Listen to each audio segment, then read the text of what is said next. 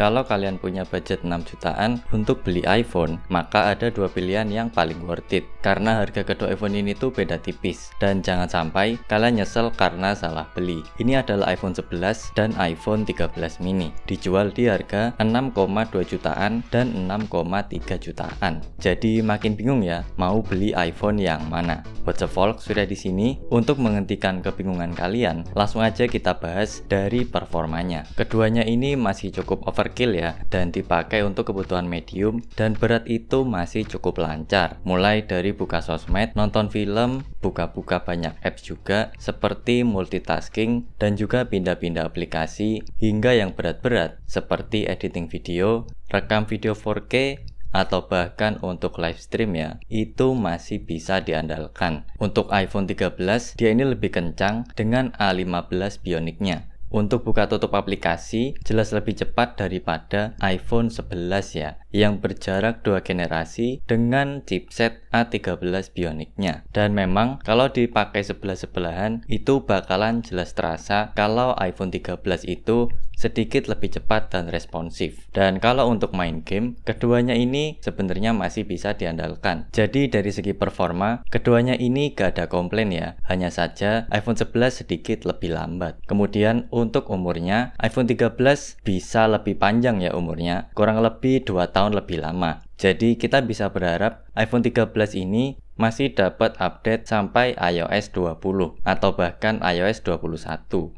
Sedangkan untuk iPhone 11 kayaknya sih cuma mentok di iOS 19 aja. Gue kurang yakin kalau Apple bakalan kasih iOS 20 ke iPhone 11 ini. Karena biasanya support iOS itu maksimal ada di 5 tahunan aja. Jarang-jarang Apple tuh kasih sampai 6 tahun ya untuk support ke iPhone. Dan perbedaan 2 tahun ini tuh cukup berasa ya, karena kita bisa nabung lagi untuk dapetin iPhone yang lebih baru lagi nanti ya, kalau mau upgrade. Kemudian untuk suhunya, sudah jelas yang lebih tua bakalan cepat lebih panas ya, yaitu iPhone 11. Karena umurnya yang lebih tua, jadi chipsetnya itu juga belum seoptimal chipset-chipset yang lebih baru. Ditambah lagi, kalau kita dapat iPhone 11 yang bekas dan battery health-nya udah turun, itu juga bisa mempengaruhi suhu dari iPhone-nya ya. Jadi udah jelas untuk urusan suhu, iPhone 13 itu sedikit lebih adem. Tapi tenang aja ya, suhu panasnya ini muncul itu ketika kita lagi pakai iPhone-nya itu dalam kondisi yang berat-berat ya, seperti rekam video 4K, editing video, ataupun main game ya. Kalau cuma untuk buka-buka sosmed ataupun buka tutup aplikasi, harusnya sih masih cukup hangat aja ya, gak sampai panas yang mengganggu tangan kita. Kemudian untuk baterainya, ini lebih irit di iPhone 11, tapi selisihnya cuma sedikit ya, karena ukurannya itu dia emang lebih besar dan resolusi layarnya itu lebih rendah. Jadi kita bisa expect kalau iPhone 11 ini baterainya sedikit lebih irit ya. Ya anggaplah sekitar 1 jaman lebih irit. Berbanding terbalik dengan iPhone 13 yang cenderung lebih boros. Karena baterainya itu lebih kecil tetapi resolusi layarnya itu lebih gede. Sehari ngecas 2 kali udah jadi kebiasaan yang wajar ya untuk kedua iPhone ini. Misalkan pagi udah 100%, biasanya nanti sore hari itu udah mulai sentuh 30% dan harus kita cas lagi. Tapi kalau kalian punya penggunaan yang lebih berat, kayaknya sih bakalan bisa ngecas sampai 3 kali. Dan kalau kalian dapetin unit yang battery health-nya udah turun, udah jelas kalian harus siap-siap untuk ganti baterainya ya. Selanjutnya untuk desainnya, keduanya ini bedanya cukup mencolok ya. iPhone 13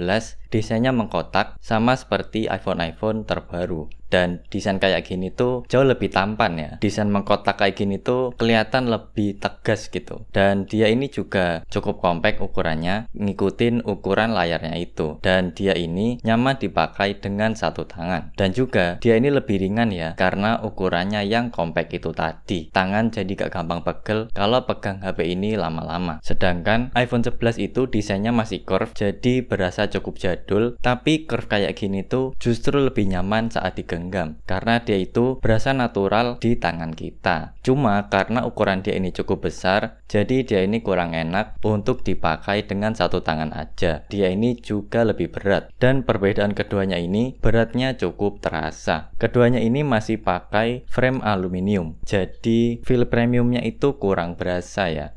Dan di belakang ini untuk setup kameranya juga beda ya. Kalau iPhone 11 itu dia vertikal, kalau iPhone 13 dia udah diagonal. Sama seperti iPhone 14 dan juga iPhone 15. Kemudian untuk layarnya, iPhone 13 punya layar lebih kecil di 5,5 inch, tapi dengan resolusi yang lebih tajam ya, yaitu Full HD. Dan juga dia pakai panel yang jauh lebih bagus, yaitu XDR OLED. Jadi layar iPhone ini tuh berasa jauh lebih crispy daripada iPhone yang masih pakai IPS seperti iPhone 11. Tapi iPhone 11 ini punya layar yang lebih besar, yaitu di 6,1 inch dengan resolusi yang sayangnya belum Full HD ya. Dan karena dia masih pakai IPS, jadi warnanya ini biasa aja. Warnanya tuh kurang crispy. Kalau dipakai untuk nonton film ataupun main game, udah jelas warnanya lebih bagus di iPhone 13. Bedanya kalau di iPhone 11 itu cuma lebih lega aja, lebih leluasa gitu ya, kalau dipakai nonton film ataupun main game. Kemudian untuk kameranya, dia ini sama masih pakai setup dual kamera aja, dengan resolusi 12 megapiksel untuk kamera utama dan ultrawide. Dan untuk hasil fotonya, iPhone 13 ini warnanya cenderung lebih akurat ya daripada iPhone 11. Dan detailnya ini jauh lebih bagus dan juga fokusnya itu jauh lebih tajam. Di iPhone 11 warnanya itu sebenarnya udah cukup akurat ya, udah natural seperti khasnya kamera-kamera iPhone. Detailnya juga masih terjaga, fokusnya juga udah pas. Keduanya ini udah pakai stabilizer ya, jadi fokusnya itu udah cukup on point. Sedangkan untuk kamera ultrawide-nya, ketajamannya di sini agak menurun ya, dan saturasi warnanya sedikit berkurang. Untuk hasil videonya, iPhone 13 ini berasa lebih smooth ya, dan lebih stabil. Warnanya juga lebih pop up, kontrasnya jauh lebih bagus, dan dynamic range-nya juga lebih oke. Kalau untuk iPhone 11, ini cukup-cukup aja ya. Untuk stabilizernya, warnanya juga dia ini saturasinya agak sedikit turun ya, dan dynamic range-nya dia ini kurang oke. Cukup kewalahan untuk ngatasi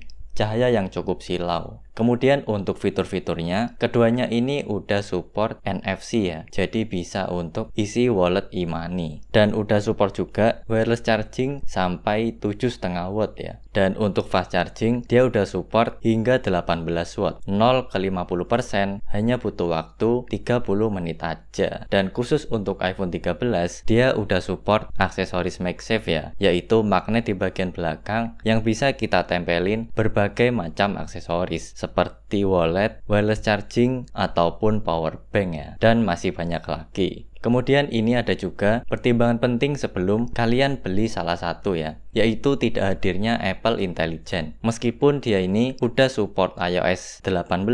Sayangnya Apple gak ngasih fitur Apple Intelligence di kedua iPhone ini. Jadi buat kalian yang merasa terbantu dengan adanya Apple Intelligence, sayang sekali ya, kalian gak bisa nikmati fitur itu.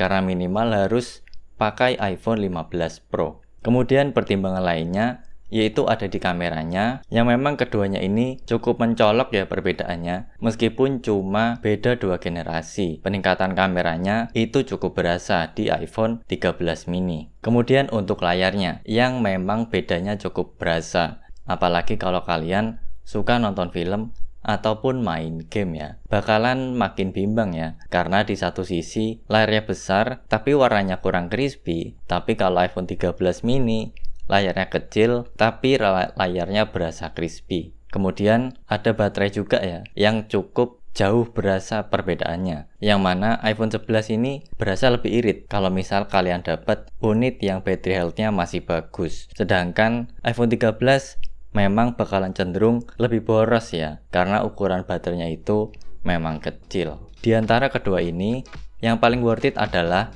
yang paling sesuai dengan kebutuhan kalian ya. Itulah kenapa meskipun dua iPhone ini beda 2 generasi, harganya tuh malah jadi beda tipis, karena memang keduanya ini punya kelebihan dan kekurangannya masing-masing. Dan kalau kalian mau beli iPhone ini, bisa klik link yang ada di deskripsi ya. Jangan lupa like dan subscribe.